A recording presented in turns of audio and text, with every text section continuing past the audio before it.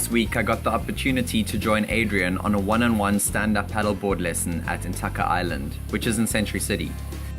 Two things went a little wonky during the recording of this. One, camera A got knocked out of focus. Two, our audio was rubbish. Our solution, angle A was ditched, and sound we went to go fix that afternoon. You can check that out here.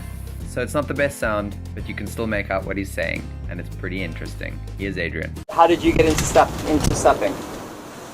Okay, well look, I mean, I was always in some kind of sport, but if I like the endorphins and good exercise, a good workout, so I used to run a lot, I used to cycle, and then I started getting niggly knees. My knees started getting achy, and I thought, well, I need to find something to replace the running with. I can't carry on running because I'm going to injure myself, you know. And then I kind of stumbled into stand-up paddling. A friend of mine was a surfer, and he said, come out and surf with us on the stand-up paddleboard. And my first impression of stand-up paddling wasn't that great. I used to see these guys standing and spooning their way around, and I thought, no, that looks boring. But I tell you what, at the moment I got on the water, that whole idea went out the window, because it is such an adrenaline rush and such a good physical workout. So to cut long story short, I just replaced running with stand-up paddling. I would say the sport is still kind of new. It's a baby in South Africa. I know it started in Hawaii, and that the locals there actually used it as a way to go fishing and, you know, stand up paddle and go fish. And from there it's grown. They realized they could surf that way as well.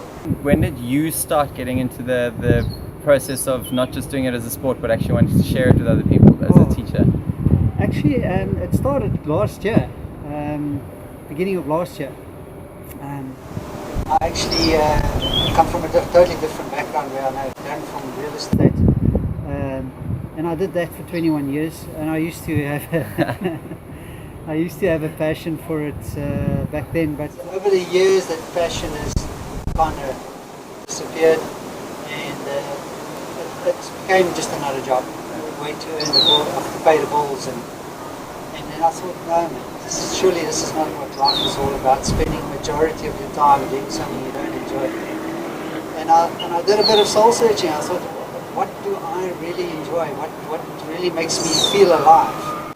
And exactly. It was stand-up paddling, man. I tell you what, when I come out the water, I'm like, I've got a smile this big on my face, and it's like, it's just such a wholesome, natural environment. It's awesome. You don't just teach going on the water here at Century City. What other types of supping are there that you teach?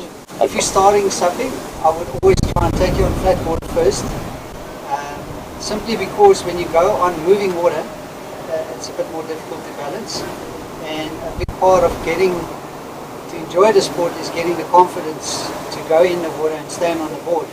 And if you feel like you're going to fall off all the time, it's not that enjoyable, and it can actually scare people off. So what I try and do with my students, first couple of lessons, is bring them onto the flat water environment like this. You're out there in nature, you're enjoying just being there. You don't really have to do much, and then in that relaxed environment I can actually teach the basics, the basic paddle skills, the basic board skills.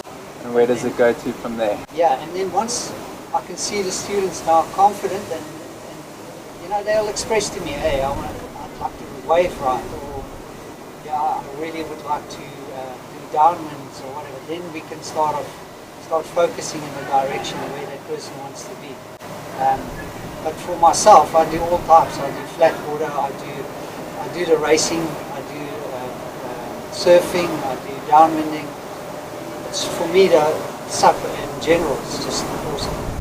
What's nice about it, it can be a very relaxed sport or activity, or it can be very extreme. Yeah. You decide.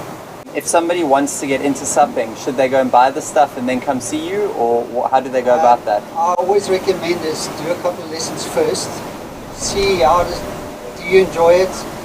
There are people that's got a very real fear of water, and they're worried about falling in.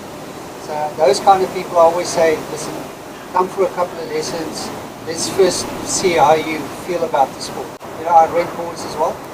It's also another cheap option of trying to see if it's the right sport for you. I would also recommend that someone, before, even if they're hiring, is to go for a lesson first, because if you don't know what you're doing, you're not going to really enjoy it as much as you would if you knew what you were doing. Yeah, where's the best places around Cape Town to learn to stand up paddle? I would always recommend for first timers, Flatwater, at Intaka or Century City, and then there's the waterfront canals.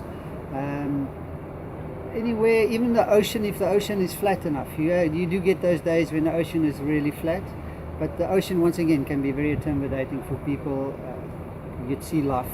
It's not as controlled as the flat water or the canals, that type of thing is. Cool, thanks. Thank you. Shot. Cool, thank you very much. Yes. And there you have it. Whether you're a complete beginner or an intermediate, Adrian will be able to help you get on the water and improve those skills. I know I had an absolute blast on the Flatwater Canal Walk.